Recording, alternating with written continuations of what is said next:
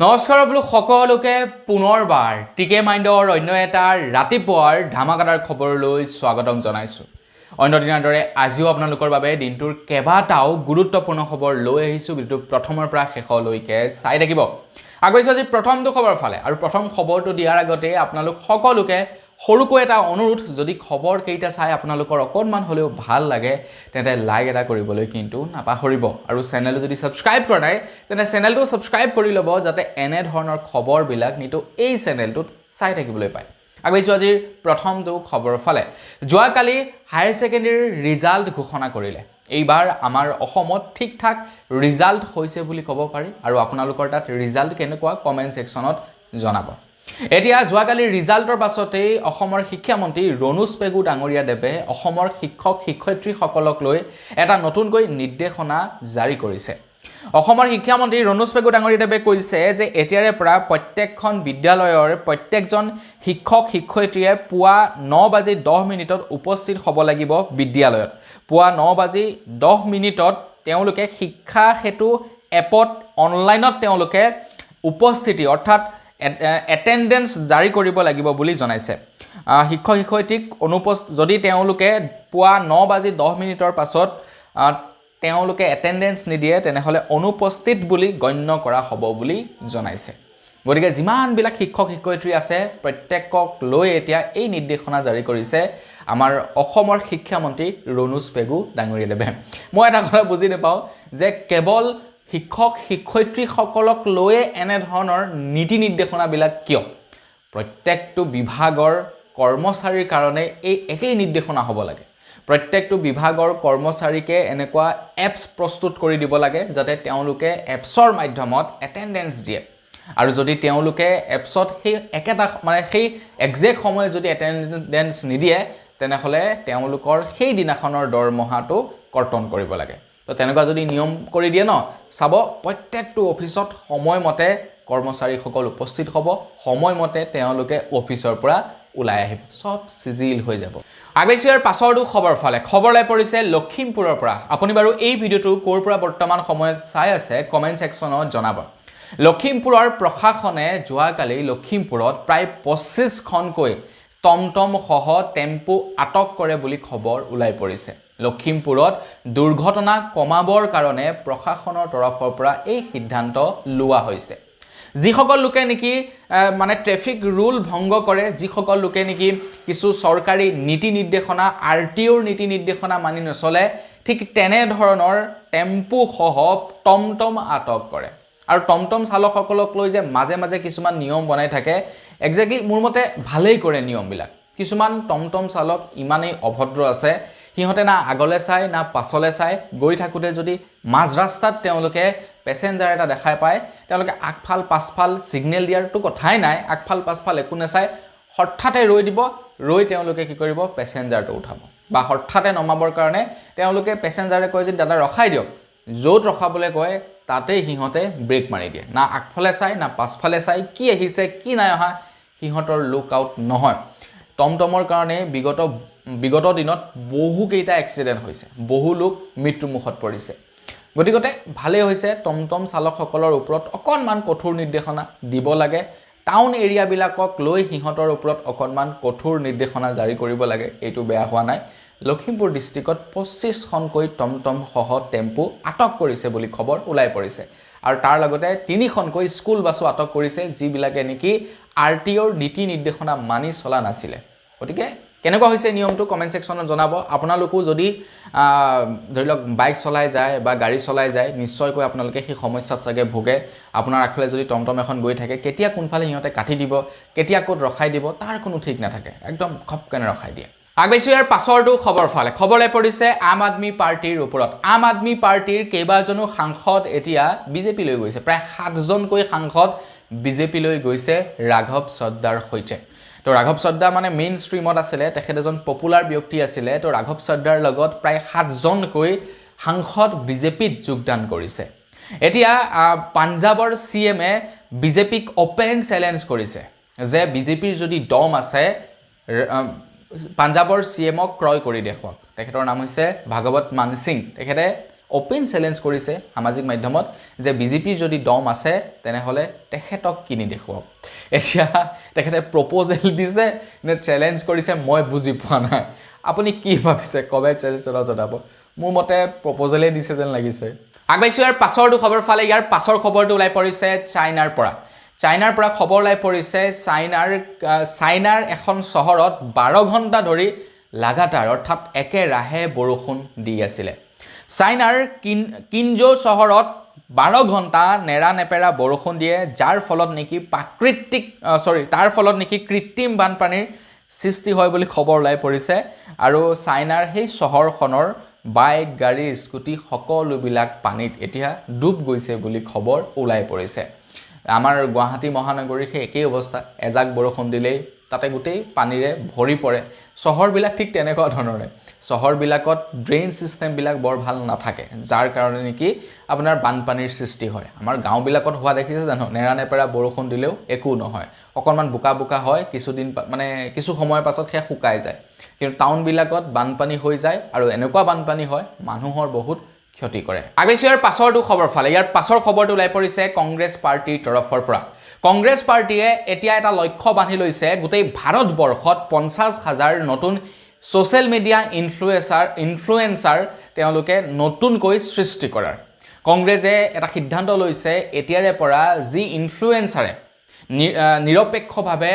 কোনো চৰকাৰৰ বিৰোধিতা কৰিব বা চৰকাৰৰ বেয়া বস্তুবিলাক দাঙি ধৰিব তেনে ক্ষেত্ৰত যদি সেই সকল ইনফ্লুয়েন্সাৰৰ ওপৰত চৰকাৰে আইনগতভাৱে যদি প্ৰেছাৰ দিবলৈ যায় তেনেহলে এতিয়া কংগ্ৰেছে সেই ইনফ্লুয়েন্সাৰ সকলৰ হৈ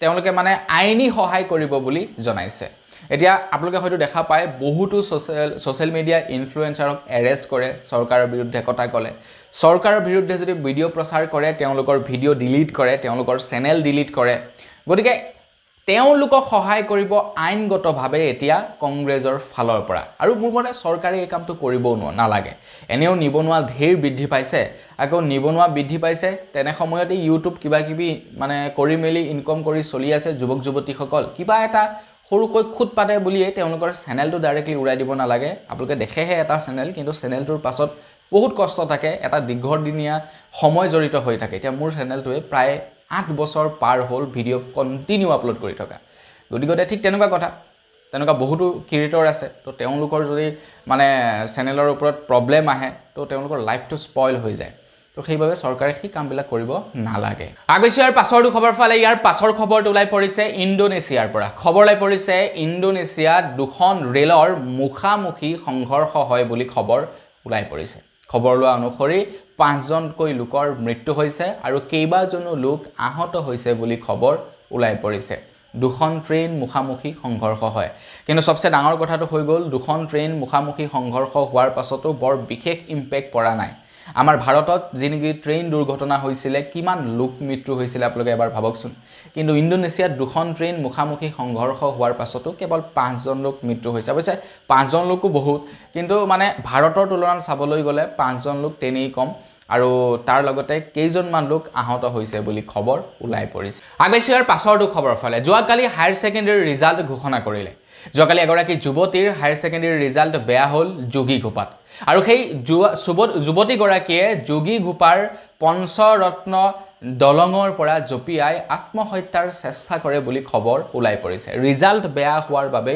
আত্মহত্যা কৰিবলৈ ওলাইছিলে যুৱতীগৰাকীয়ে গতিকে এনেকুৱা কামবিলাক কৰিব নালাগে এক্সামত ৰিজাল্ট বেয়া হ'ল নেক্সট পৰীক্ষা দিব নেক্সট ৰিজাল্ট ভাল কৰিব হয় নহয় এটা ৰিজাল্টে মানুহৰ জীৱনটো বুৰমতে নিৰ্ধাৰিত নকৰে আপোনাৰ লাইফটো কেনেকুৱা হ'ব সেইটো এটা পৰীক্ষাৰ ৰিজাল্টে মোৰ মতে কেতিয়াও নিৰ্ধাৰণ কৰিব নোৱাৰে হয় নহয় কওকচোন বাৰু বৰ্তমান সময়ত বহুত সুখ্যাতিৰে পাছ কৰা আমাৰ লগৰে এমএ পাছ কৰি ঘৰতে বহি আছে হয় নহয় কওকচোন আপোনালোকৰ ফ্ৰেন্ড সাৰ্কুলতে চাবচোন বহুত ভাল পাছ কৰা ল'ৰা ছোৱালীও এতিয়া বেকাৰ বহি আছে আৰু একেবাৰে বেয়া ল'ৰা ছোৱালীও এতিয়া ভাল উপাৰ্জন কৰি আছে লাইফটো তেওঁলোক সেটেল হৈ আছে গতিকে এটা ৰিজাল্টে গোটেই লাইফটো নিৰ্ধাৰিত নকৰে তো এটা ৰিজাল্ট বেয়া হ'ল বুলিয়ে চৰম পন্থা ল'ব লাগিব যে মোৰ মতে তেনেকুৱা কথা নহয় লাইফটো বহুত দীঘল গতিকে যুঁজি যাব লাগিব তাৰ পৰা শিকি যাব লাগিব আগবাঢ়ি যাব লাগিব আগবাঢ়িছো ইয়াৰ পাছৰটো খবৰ ফালে খবৰ ওলাই পৰিছে সোনম ৰঘুবংশীৰ ওপৰত আপোনালোকৰ বাৰু সোনম ৰঘুবংশীৰ কথা মনত আছেনে? সেইজনীয়ে ছোৱালী যিজনী ছোৱালীয়ে নেকি নিজৰ হাজবেণ্ডক হত্যা কৰি প্ৰেমিকৰ সৈতে পলাই আহিছিলেহি মেঘালয়ত তেওঁলোকক এৰেষ্ট কৰিছিলে। আপোনালোকৰ মনত আছিলে নে নাই কমেণ্ট ছেকশ্যনত জনাবলৈ কিন্তু নাপাহৰিব। তো সোনম ৰঘুবংশীয়ে হত্যা কৰিছিলে তেখেতৰ হাজবেণ্ডক তেখেতৰ প্ৰেমিকৰ সৈতে লগ লাগি। তাৰ পাছত তেখেতলোকক এৰেষ্ট কৰা হৈছিলে আৰু খবৰ ওলাইছে তেখেতলোকে যোৱাকালি জামিন লাভ কৰিছে, মানে সোনম ৰঘুবংশীয়ে জামিন লাভ কৰিছে বুলি খবৰ ওলাই পৰিছে। এতিয়া তেওঁলোকৰ ওপৰত কেছ চলিব। কেছৰ অন্তত কিমান দিন লাগিব কেছ মানে শুনানি ওলাওঁতে, তাৰ সিদ্ধান্ত ওলাওঁতে তাৰ কোনো ঠিক নাই, কিন্তু তেওঁলোকে জামিন লাভ কৰিছে বুলি খবৰ ওলাই পৰিছে। এতিয়া বহু লোকে আশংকা কৰিছে যে জুবিনদাৰ হত্যাকাৰীসকলেও তেনেকৈ জামিন লাভ কৰিব নেকি বুলি। আগবাইছোঁ ইয়াৰ পাছৰটো খবৰ ফালে। বিৰাটে এটা শ্বকিং খবৰ ওলাই পৰিছে। যোৱা বছৰৰ এটা ভিডিঅ' ভাইৰেল হৈছিলে খ্ৰীষ্টমাছৰ সময়ত এটা ভিডিঅ' ভাইৰেল হৈছিলে। এজন হিন্দু যুৱকে গৈ এটা চাৰ্চত সোমাই চাৰ্চৰ ফাদাৰক তেখেতে অপব্যৱহাৰ কৰিছিলে, এজন হিন্দু যুৱকে। বিৰাটে ভিডিঅ'টো ভাইৰেল হৈছিলে। তো ভিডিঅ'টো হয়তো আপোনালোকে চাগে পাইছিলে যদি আপোনালোকে ছ'চিয়েল মিডিয়াৰ সৈতে জড়িত থাকে। তো যোৱা বছৰৰ ঘটনা আছিলে। এতিয়া সেই যুৱকজনক বিচাৰি পাইছে আৰু সেই যুৱকজনৰ ওপৰত এটা ডাঙৰ তথ্য ওলাই পৰিছে। যিজন যুৱকে নেকি হিন্দুৰ বেগ ধৰি এজন ফাদাৰক অপদস্থ কৰিছিলে, খবৰ ওলাইছে সেই যুৱকজন হেনো বাংলাদেশী। সেই যুৱকজনৰ অৰিজিনেল নাম হৈছে ছানিউৰ ৰহমান। তেখেতক ইউপিৰ পুলিচে এৰেষ্ট কৰিছে বুলি খবৰ ওলাই পৰিছে। তেখেত এজন বাংলাদেশী আছিলে। ভাৰতত তেখেতে আহি মানে হিন্দু যুৱকৰ নাম লৈ বা হিন্দুৰ তেখেতে বেশ লৈ আমাৰ ভাৰতত হিন্দুসকলক ছাপোৰ্ট কৰি আছিল। একজেক্টলি ক'বলৈ গ'লে তেখেতে হিংসা বিয়পাই আছিলে। ভাবক আপোনালোকে কেনেকুৱা ধৰণৰ ইলিগেল এক্টিভিটিজবিলাক হৈ থাকে। ঠিক তেনেকৈ আপোনালোকৰ চহৰতো অঞ্চলতো তেনেকুৱা মানুহ থাকিব পাৰে। কোনোবাই হয়তো হিন্দুৰ বেগ ধৰিব পাৰে, কোনোবাই মুছলমানৰ বেগ ধৰিব পাৰে। গতিকে সেই বস্তুবিলাক নিজৰ বিবেক বিবেচনাৰে মানে চাব লাগে, তাৰ পাছতহে কাম বনবিলাক কৰিব লাগে। ছ'চিয়েল মিডিয়াততো ঢেৰ আপোনাৰ হিন্দু মানুহে মুছলিমৰ নাম লৈ পিনি আপোনাৰ বেয়াকৈ গালি পাৰে হিন্দু মানুহক, আকৌ মুছলমানে হিন্দুৰ নাম লৈ মুছলমানসকলক গালি পাৰে। সেই আৰু তো সেই বস্তুবিলাক চাই আমি আমাৰ নিজৰ বিবেকটো মানে বেয়া কামত ব্যৱহাৰ কৰিব নালাগে। আগবাইছোঁ ইয়াৰ পাছৰটো খবৰ ফালে। খবৰ ওলাই পৰিছে জুবিনদাৰ প্ৰাক্তন মেনেজাৰ তথা জুবিনদাৰ হত্যাকাৰী সিদ্ধাৰ্থ শৰ্মাৰ ওপৰত। অৱশ্যে তেখেতলোক এতিয়া হত্যাকাৰী বুলি প্ৰমাণীকৰণ হোৱা নাই, তেখেতলোক অভিযুক্ত। খবৰ লোৱা অনুসৰি সিদ্ধাৰ্থই জামিন আবেদন কৰিছিলে আৰু তেখেতৰ জামিনৰ যোৱাকালি শুনানি হৈ গৈছে আৰু 2 তাৰিখৰ দিনাখন ৰায় প্ৰদান কৰিব সিদ্ধাৰ্থৰ জামিনৰ ওপৰত যে তেখেতক জামিন দিব পৰা যাব নে নাযাব। তো ফাষ্ট ট্ৰেক আদালতত তেখেতলোকৰ শুনানি চলি আছে যিহেতু, গতিকে 2 মে তাৰিখৰ দিনাখনি আমি গম পাম যে সিদ্ধাৰ্থই জামিন লাভ কৰিব নে নকৰিব। আনফালে চামকানু মহন্তইও জামিনৰ বাবে আবেদন কৰিছে। তেখেতৰ এতিয়ালৈকে ৰায় প্ৰদান কৰা নাই। তো আমি শীঘ্ৰেই গম পাম যে এই অভিযুক্ত কেইজনে জামিন লাভ কৰিব নে নকৰিব। আগবাইছোঁ ইয়াৰ পাছৰো খবৰ ফালে। খবৰ ওলাই পৰিছে EVM খেলি মেলিৰ ওপৰত। তো আমাৰ অসমত বিধানসভা নিৰ্বাচন হৈ গ'ল। অসমত বিধানসভা নিৰ্বাচন হোৱাৰ পাছতেই এতিয়া খবৰ ওলাই পৰিছে ৰঙিয়াৰ প্ৰাণজিৎ চৌধুৰীয়ে নিৰ্বাচন আয়ুক্তৰ ওচৰত অভিযোগ দাখিল কৰিছে EVM বিসংগতিৰ। তেখেতে কৈছে যে তেখেতৰ সমষ্টিটোলৈ কিমান EVM মেচিন অনা হৈছিলে, তো সেই তথ্য বিচাৰিছিলে বা কিমান EVM মেচিন ব্যৱহাৰ কৰা হৈছিলে সেই তথ্য বিচাৰিছিলে, কিন্তু কেৱল কেইটা EVM মেচিন আনিলে তাৰহে তথ্য দিলে। কেইটা EVM মেচিন ব্যৱহাৰ হৈছে সেই তথ্য নিদিলে, যাৰ কাৰণে নেকি এতিয়া নিৰ্বাচনী আয়ুক্তৰ ওচৰত তেখেতে অভিযোগ দাখিল কৰিছে EVM বিসংগতিৰ। মানে তেখেতে ৰিপৰ্ট বিচাৰিছিলে যে আমাৰ সমষ্টিটোলৈ ৰঙিয়াৰ সমষ্টিটোলৈ কেইটা EVM মেচিন অনা হৈছিলে আৰু কেইটা ব্যৱহাৰ কৰা হ'ল তাৰ তথ্য লাগে, কিন্তু তেখেতক তথ্য দিলে কেইটা EVM মেচিন আনিছিলে কেইটা ব্যৱহাৰ কৰিলে তাৰ তথ্য নিদিলে, যাৰ কাৰণে তেখেতে এতিয়া ইয়াৰ ওপৰত অভিযোগ দাখিল কৰিছে নিৰ্বাচন আয়ুক্তৰ ওচৰত। আগবাইছোঁ ইয়াৰ পাছৰটো খবৰ ফালে। যোৱাকালি হায়াৰ ছেকেণ্ডেৰী ৰিজাল্ট ঘোষণা কৰিলে। হায়াৰ ছেকেণ্ডেৰী ৰিজাল্ট ঘোষণা কৰাৰ লগে লগে এতিয়া কটন কলেজৰ পৰা খবৰ ওলাই পৰিছে কটন কলেজত এইবাৰ ৰিজাল্ট পূৰ্বৰ তুলনাত কেনেকুৱা হৈছে। খবৰ ওলাই পৰিছে এই বৰ্ষৰ উচ্চতৰ মাধ্যমিকত কটন বিশ্ববিদ্যালয়ত কলা শাখাত প্ৰায় 109 গৰাকী শিক্ষাৰ্থীয়ে প্ৰথম পৰ্যায়ত পাছ কৰিছে। দ্বিতীয় বিভাগত 14 গৰাকী, তৃতীয় বিভাগত 3 গৰাকীয়ে পাছ কৰিছে।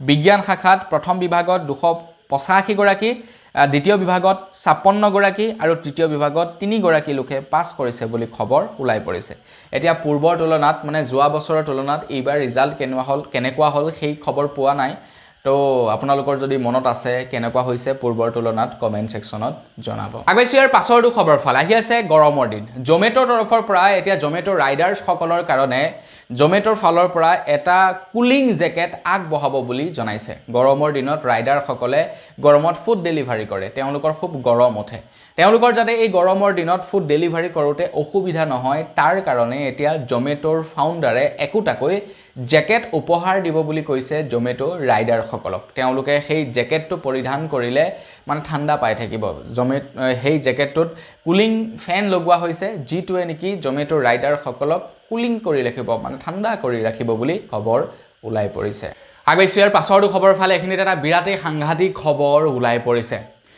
এজন ককায়েকৰ ভনিয়েক মৃত্যু মুখত পৰিলে ভনিয়েকৰ একাউণ্টত আছিলে 20000 টকা ককায়েকে বেংকৰ পৰা ধন উলিয়াবলৈ গৈছিলে কিন্তু ককায়েকক ধনসমূহ নিদিলে বেংকক লাগে প্ৰমাণ যে ভনিয়েক মৃত্যু হ'ল মৃত্যু হোৱা বহুদিনেই হ'ল ভনিয়েকৰ একাউণ্টত থকা ধন উলিয়াবলৈ গৈছিলে ককায়েকে কিন্তু ককায়েকক ধন নিদিলে বেংকক লাগে প্ৰমাণ যে তোমাৰ ভন্টি যে মৰিলে তাৰ প্ৰমাণ দিয়া এতিয়া ককায়েকে প্ৰমাণ দিয়ে ক'ৰ পৰা যাৰ কাৰণে নেকি কবৰ খান্দি ভনিয়েকৰ মৃতদেহটো শৰীৰটো লৈ গৈছে বেংকলৈ ধন উলিয়াবৰ কাৰণে এটা বৰ সাংঘাতিক কথা কিন্তু ভাবকচোন বাৰু আগৈছে ইয়াৰ পাছৰটো খবৰ ফালে খবৰ লাই পৰিছে আজমল ফাউণ্ডেশ্যনৰ ওপৰত হায়াৰ ছেকেণ্ডাৰী ৰিজাল্ট ঘোষণা কৰিলে তো আজমল ফাউণ্ডেশ্যনৰ ৰিজাল্ট এইবাৰ খুব সুন্দৰ হৈছে বুলি খবৰ ওলাই পৰিছে খবৰ লোৱা অনুসৰি আজমল ফাউণ্ডেশ্যনৰ 500ৰো অধিক শিক্ষাৰ্থীয়ে ডিষ্টিংশ্যন লাভ কৰিছে বুলি খবৰ ওলাইছে পৰীক্ষাত অৱতীৰ্ণ হৈছিলে 3620 গৰাকী শিক্ষাৰ্থীয়ে আৰু উত্তীৰ্ণ হৈছে 3568 গৰাকী শিক্ষাৰ্থী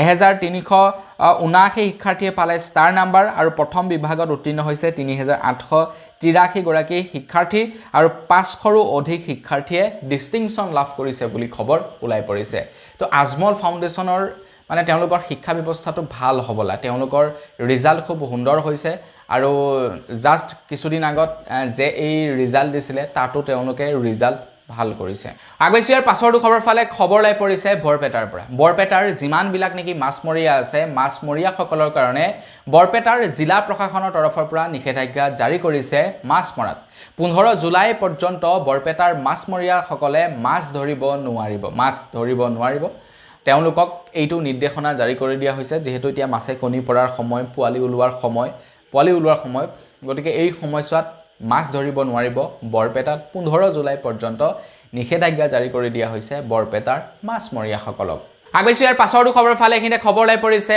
ভাৰত আৰু নিউজিলেণ্ডৰ মাজত এখন ট্ৰেড ডিল হৈছে বুলি খবৰ ওলাই পৰিছে ভাৰত আৰু নিউজিলেণ্ডৰ মাজত খবৰ লোৱা অনুসৰি ভাৰত আৰু নিউজিলেণ্ডৰ মাজত হোৱা ট্ৰেড ডিলখনৰ জৰিয়তে এতিয়া ভাৰতৰ বস্তু নিউজিলেণ্ডত বিকিবৰ কাৰণে অতিৰিক্ত কৰ নালাগে বুলি খবৰ ওলাই পৰিছে মানে নিউজিলেণ্ডে ভাৰতৰ ওপৰত টেক্স আৰোপ নকৰে অতিৰিক্ত টেক্স আৰোপ নকৰে ভাৰতীয় বস্তু নিউজিলেণ্ডত বিক্ৰী কৰিবৰ কাৰণে আৰু তাৰ লগতে নিউজিলেণ্ডে আমাৰ ভাৰতবৰ্ষত এতিয়া $20 মিলিয়ন টকাৰ ইনভেষ্টমেণ্ট কৰিব বুলিও খবৰ ওলাই পৰিছে 20 বিলিয়ন টকা ইনভেষ্ট কৰিব ভাৰতত নিউজিলেণ্ডে আগৈছে ইয়াৰ পাছৰটো খবৰ ফালে আমাৰ অসমত এই কেইদিনত সংঘটিত হৈছে বহুকেইটা ৰোড এক্সিডেণ্ট আপোনালোকে হয়তো নিউজ খুচৰিলেই দেখা পায় কৰবাত নহয় কৰবাত এটা দুটা এক্সিডেণ্ট হৈ থাকে খবৰ লাই পৰিছে বিহুৰ কেইদিনত আমাৰ অসমত প্ৰায় 518টা পথ দুৰ্ঘটনা হৈছিল বুলি খবৰ ওলাই পৰিছে 13 এপ্ৰিলত 99টা পথ দুৰ্ঘটনা হৈছিল